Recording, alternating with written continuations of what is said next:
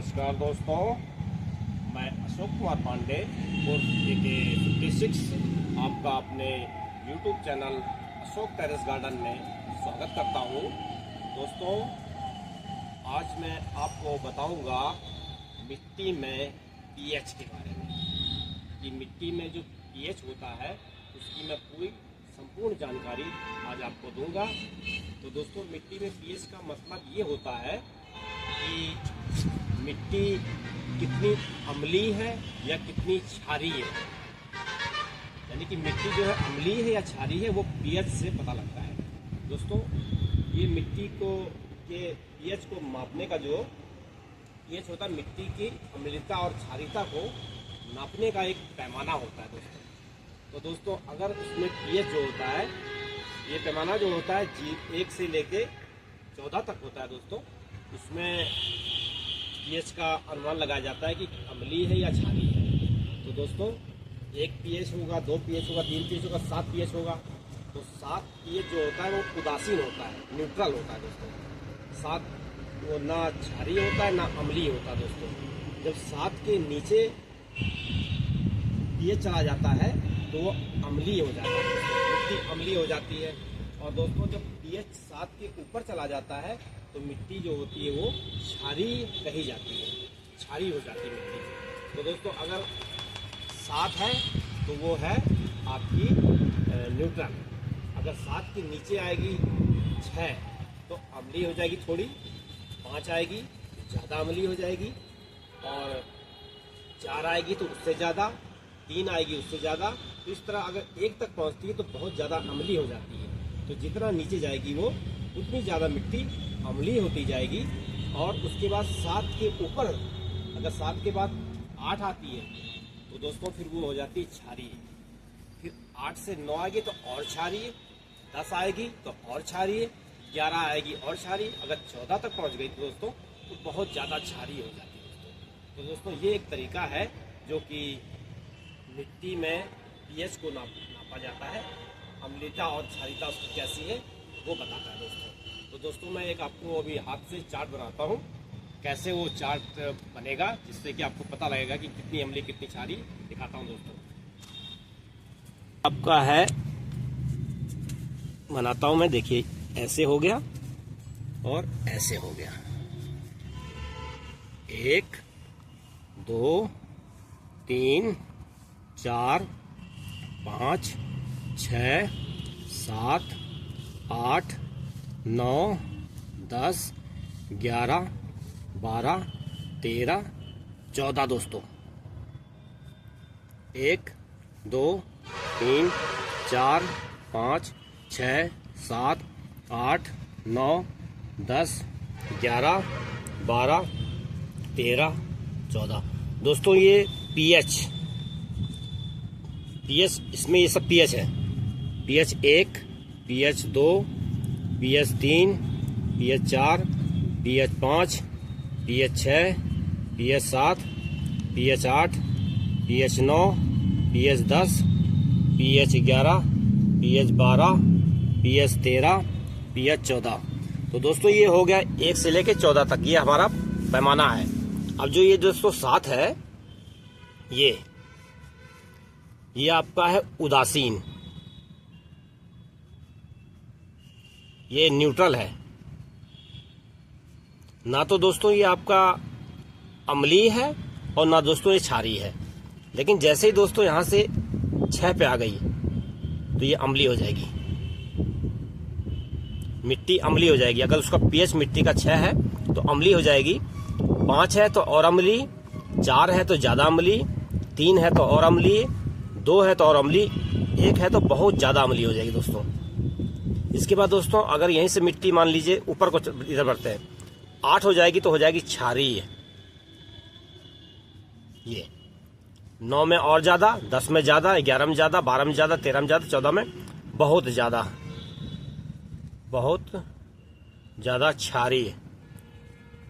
और यहाँ पे बहुत ज़्यादा अम्लीय। तो दोस्तों, ये है, ये पैमाना है। यहाँ से आप मिट्टी में अगर किसी ने आपसे बोला कि आपकी मिट्टी का जो है पीएच 4 है, तो मान लीजिए आप यहाँ पे आ गए। 4 का मतलब कि आपकी उदासीन न्यूट्रल से इतनी क्षारी, इतनी आपकी अम्लीय मिट्टी हो गई है ये। तो यानी कि थोड़ी अम्ली यहाँ हुई थी 6, ये थोड़ा बीच की हो गई है, यहाँ आते आते बहुत ज़्यादा हो जाएगी।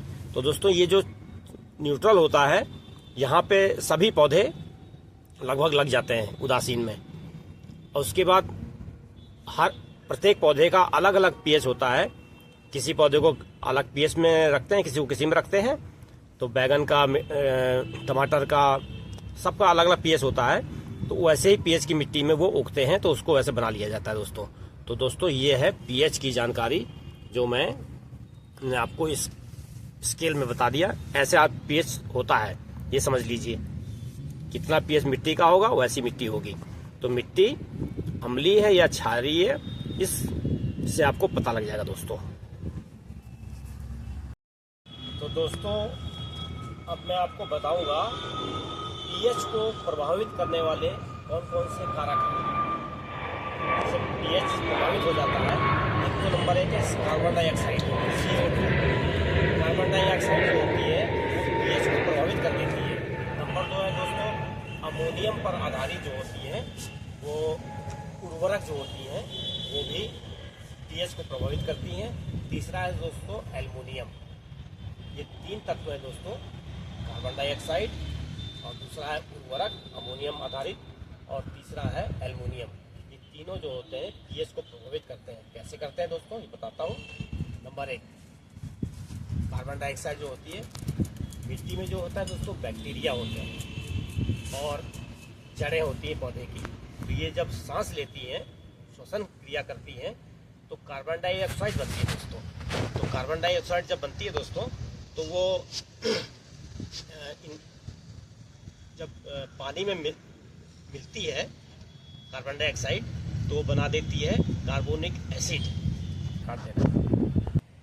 तो दोस्तों कार्बन डाइऑक्साइड और जब इसमें बनती है तो वो पानी में घुल के कार्बोनिक एसिड बनाती है। तो दोस्तों इससे क्या होता है कि मिट्टी ज़्यादा अम्लीय हो जाती है, यानी कि उसने पीएच को प्रभावित कर दिया इसमें। और दोस्तों नंबर 2 है उर्वरक। उर्वरक जो अमोनियम पर आधारित जो उर्वरक होते हैं, अगर उसको आप इसमें डाल देंगे तो उससे क्या होता है मिट्टी अम्लीय हो जाती है दोस्तों। तो ये भी पीएच को प्रभावित करती है, तभी तो अम्लीय होती है। उसका पीएच घट जाएगा, वो अम्लीय हो गई। इसका मतलब उसने उर्वरक ने जो है अमोनियम पर आधारित जो उर्वरक है उसने भी मिट्टी के पीएच को प्रभावित कर दिया है। तीसरा दोस्तों होता है एल्युमिनियम। तो दोस्तों एल्युमिनियम जो होता है, अगर मिट्टी अम्लीय ज़्यादा है तो उसमें एल्युमिनियम और मैंगनीज ये जो होते हैं भी घुल कर जो होते हैं पौधे के लिए जहरीले बन जाते हैं दोस्तों। पौधे के लिए जहरीले हो जाते हैं। तो आपने देखा होगा कि अचानक ही खाद किसी ने डाली है तो अचानक पौधा ख़त्म हो जाते हैं। तो ये तो जहरीले हो गए, पौधे सूट नहीं करते हैं, वो मर जाते हैं। तो दोस्तों ये 3 तत्व हैं, कार्बन डाइऑक्साइड नंबर 1, अमोनियम पर आधारित उर्वरक, और तीसरा है एल्युमिनियम। ये तीनों दोस्तों जो होते हैं ये पीएच को प्रभावित करने वाले कारक हैं दोस्तों। अब मैं बताऊंगा आपको कि मिट्टी के पीएच की जांच कैसे की जाती है। तो दोस्तों इसके लिए 2 तरीके हैं। एक तो पीएच मीटर आता है दोस्तों। पीएच मीटर जो होता है वो बाज़ार मिलता है, जहाँ ये बीज वाले होते हैं जो पेड़ पौधे बेचते हैं या जो खाद बेचते हैं, उनके यहाँ मिल जाता है, या आप ऑनलाइन मंगा सकते हैं। पीएच मीटर होता है दोस्तों। उसमें ऊपर एक मशीन होती है, इसमें डिस्प्ले होता है, नीचे उसके नीचे रॉड निकली होती है दोस्तों। उसको सीधा ज़मीन में गाड़ दिया जाता है और उसका जब बटन ऑन किया जाता है उसका, तो उसमें रीडिंग आ जाती है कि आपकी मिट्टी का पीएच कितना है, सीधे सीधे। तो दोस्तों किसी भी बड़े खेत की अगर आपको पीएच निकालना है तो उसके लिए आपको ऐसी जगह पे वो मशीन को पीएच मीटर को लगाना पड़ेगा, गाड़ना पड़ेगा, जहाँ पर कि कोई पेड़ ना हो। जैसे पेड़ होता है तो उसके पत्ते गिरते हैं, और पत्ते गिरने से वहाँ खाद बनती है, तो वहाँ पे आपको हमेशा सही मिलेगा चीज़ें। तो इसलिए वैसी जगह नहीं लेनी चाहिए, और जहाँ पानी भरा होता है वहाँ पर भी नहीं जांचना चाहिए। तो इसकी मिट्टी जांचने के लिए ऐसी बीच के एरिया को लेना चाहिए जहाँ पे कोई पेड़ ना हो, जहाँ कोई पानी जमा ना होता हो। और दूसरा दोस्तों, उसमें पानी जमा ना होता हो और 4 जगह से लेना चाहिए, ये तरीका है दोस्तों। और दूसरा तरीका दोस्तों, एक टेस्ट किट आती है। टेस्ट किट में क्या होता है, एक चार्ट आता है कलरफुल और एक पत्ती आती है। तो दोस्तों, खेत का जो एरिया होता है उसमें 4 जगह से आप मिट्टी ले लीजिए, 4 प्लास्टिक के गिलास ले लीजिए, और मिट्टी कम से कम 1 फुट तक होती है, इसको निकाल लीजिए, उसको गिलास में डालिए, 4 गिलास में डालिए, और 4 जगह से खोदेंगे, 4 गिलास में डालेंगे आपको। तो उससे क्या होगा कि जितनी मिट्टी आपको लेनी है, जैसे आपने एक किसी बर्तन से मिट्टी ली छोटे, उस गिलास में डाल दिया, उतना ही पानी, जितने से आपने मिट्टी ली है उतना ही पानी उसमें डाल दीजिए, उसको मिला लीजिए। अगर नहीं मिल पा रहा है, पानी कम पड़ रहा है, तो थोड़ा सा पानी और मिला लीजिए, ज़्यादा नहीं मिलाइए। मिट्टी और पानी बराबर होना चाहिए। अगर नहीं होता है, थोड़ा पानी और डाल दीजिए। तो उसके बाद दोस्तों करना क्या है, इस तरह से 4 गिलास तैयार करना है। 4 जगह की मिट्टी आपने ली, तो चारों जगह की मिट्टी का 4 गिलास बना लिया, चारों में मिट्टी डाल दी एक छोटे गिलास में, और उसी गिलास का पानी डाल दिया, उसको घोल लिया। फिर आपके पास जो एक पत्ती है वो मिलती है दोस्तों किट में, उस पत्ती को उसमें डुबो देंगे। 4 पत्ती होंगी, 4 पत्ती को डुबो दीजिए उसमें। जैसे आप उसमें डुबोएंगे, थोड़ी देर रहने दीजिए मिट्टी में डूबी हुई इसको। जब उसको थोड़ी देर बाद निकालेंगे तो उसमें कोई कलर आ जाएगा दोस्तों। फिर आप लीजिए, एक कलर चार्ट आता है, उसमें बहुत सारे कलर होते हैं, हर कलर के सामने लिखा रहता है कि ये कितना पीएच है, वो उस कलर पे कितना पीएच है। उस जो आपका पत्ती है उसको आपने डुबोया था मिट्टी में, तो डुबोने से आपने निकालना, तो उस पर रंग बना एक, उस पत्ती पे जो रंग आ गया, कोई पीली हो जाती है, कोई गाढ़ी पीली हो जाती है, कोई हल्की पीली हो जाती है, कोई ब्राउन हो जाती है, तो जो भी कलर बनता है इस पत्ती में, जो भी कलर है, कलर चार्ट में जो भी कलर है उसके सामने उस पत्ती को रखिए। जहाँ वो मैचिंग करती है वही उस कलर को आप देखिए, उसमें कितना पीएच लिखा है, वही पीएच आपका होगा मिट्टी का। यानी वो पत्ती में जो कलर आ गया था मिट्टी में डुबोने से, वही कलर इस कलर चार्ट में जहाँ मैच करता है वहाँ पे जितना पीएच लिखा है वही पीएच आपका होता है। तो दोस्तों 4 जगह की मिट्टी आपने ली, तो आपको पता लग जाएगा कि हमारा किस जगह पे कितना पीएच मिट्टी का है। और दोस्तों ये इस तरह से आप पता लगा सकते हैं कि मिट्टी का पीएच क्या है। 2 तरीके हैं, पहला पीएच मीटर, उसमें कुछ नहीं करना पड़ता, सीधे गाड़ दिया, बटन ऑन किया, फट से उसमें रीडिंग आ जाती है कि इतना पीएच है। अब किसी के पास नहीं है पीएच मीटर, तो वो ज़्यादा पैसा भी नहीं खर्च करना चाहता है, तो किट ले आए, इसकी पीएच किट आती है, उस पीएच किट को ले आओ। उस पीएच किट से, जैसे मैंने बताया, गिलास में डुबो के कलर से मिला के निकाल दीजिए पीएच। तो इस तरह से आप अपने मिट्टी का पीएच पता कर सकते हैं। उस हिसाब से भी उसकी ट्रीटमेंट करके कि आपको कौन सा पौधा लगाना है, उसको कितने पीएच की ज़रूरत है, और आपके मिट्टी का पीएच कितना निकला है, उसमें क्या डाल देंगे तो उसका पीएच उस पौधे के लायक हो जाएगा। उतना करके दोस्तों आप अच्छी फसल ले सकते हैं। दोस्तों ये है। दोस्तों अब मैं बताता हूँ आपको पोषक तत्वों की उपलब्धता, यानी जो पोषक तत्व होते हैं जैसे नाइट्रोजन, फास्फोरस, पोटेशियम, ये सब जो पोषक तत्व होते हैं, इनकी पौधों को दोस्तों आवश्यकता होती है। तो दोस्तों क्या होता है कि पौधों को इनको ग्रहण करना होता है, तभी जाके पौधे विकास करते हैं। अगर दोस्तों पौधे को विकास करना है तो इनको ग्रहण करना पड़ेगा। तो दोस्तों जो मिट्टी होती है उसमें पीएच होता है, पीएच हर पौधे के लिए दोस्तों अलग अलग होता है। तो अगर पौधे के अनुकूल पीएच होगा, जैसे बैगन को अगर 6 से 7 पीएच के बीच में उगना है, अगर उसके लिए है यही पीएच है, तो दोस्तों वहाँ पे क्या होगा, जो पोषक तत्व हैं उसको ये आसानी से ग्रहण कर लेगा पौधा।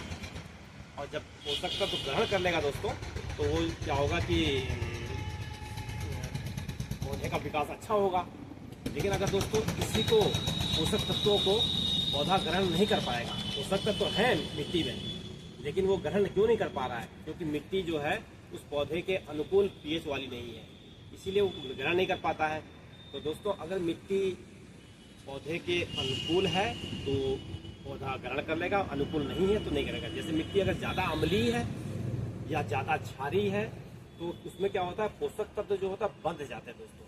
जब पोषक तत्व बंध जाते हैं फिर वो रिलीज नहीं हो पाते हैं। जब उसमें पौधा लगाया जाता है तो पौधे को पोषक तत्व मिलना चाहिए, लेकिन पोषक तत्व रिलीज नहीं हो पाते हैं, क्योंकि वो पोषक तत्व जो मिट्टी है उसका पीएच उस पौधे के स्तर का नहीं है। इस वजह से दोस्तों क्या होता है कि वो स्तर उसका नहीं है, उसमें नहीं लगता है। क्यों नहीं लग पाता है? लगता है पौधा लेकिन उतना विकास अच्छा नहीं करता, उतनी अच्छी फसल नहीं होती है। इसलिए नहीं होती है क्योंकि वो उसके पोषक तत्वों को ग्रहण ही नहीं कर पाता है। इसलिए दोस्तों यहाँ पे पीएच स्तर जो होता है, इसलिए भी पौधे के अनुकूल होना जरूरी होता है, जब वो जिससे कि वो पोषक तत्वों को आसानी से ग्रहण कर ले। और पोषक तत्व मतलब होता है पौधे का जो भोजन होता है।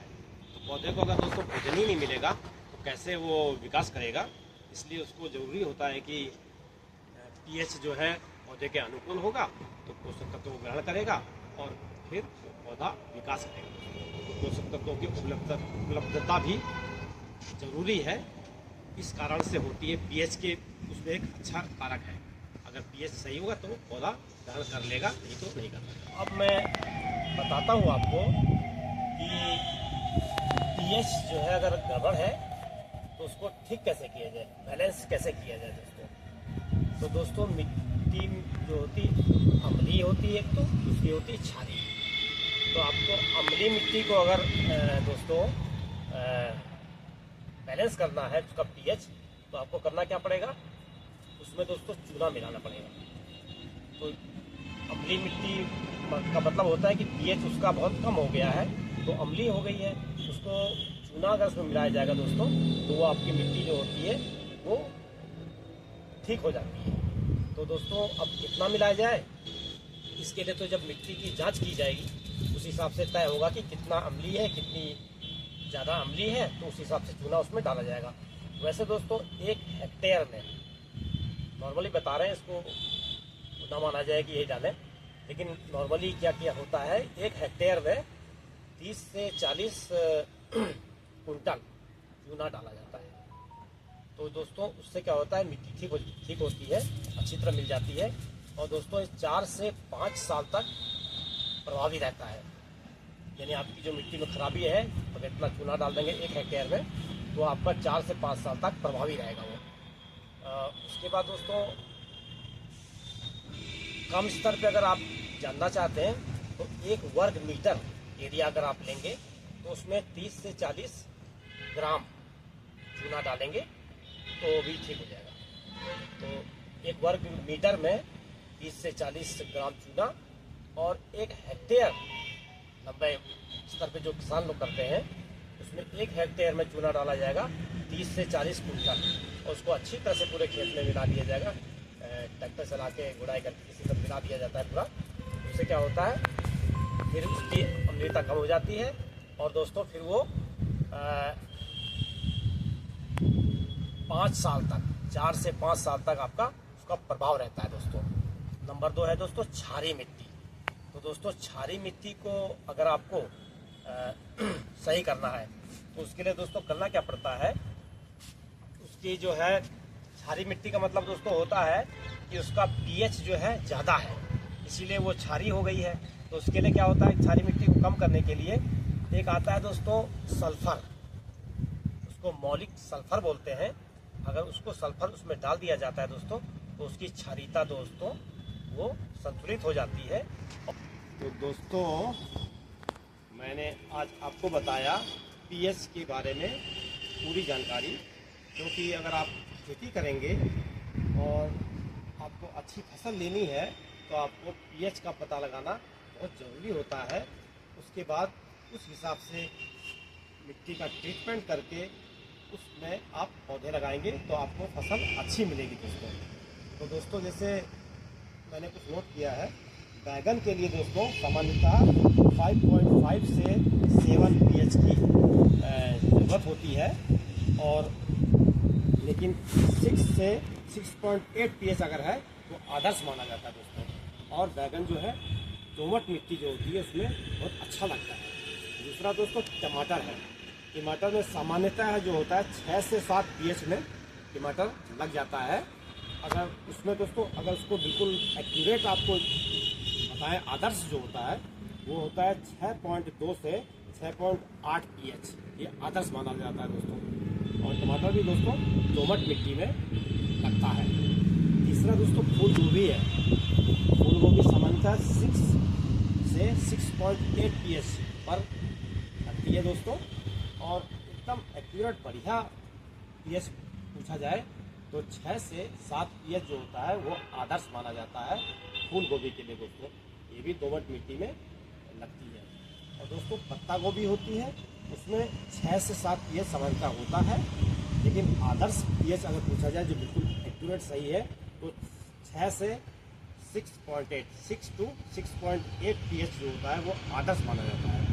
और गोभी दोस्तों जो पत्ता गोभी होती है 7.5 pH तक जो है दोस्तों वो उसको सहन कर लेती है। अगर 7.5 pH तक भी है तो उसमें भी हो जाती है। वैसे पत्ता गोभी होती है 6 से 6.8 तक, लेकिन 7.5 pH तक भी वो सहन कर लेती है दोस्तों। अगर 7.5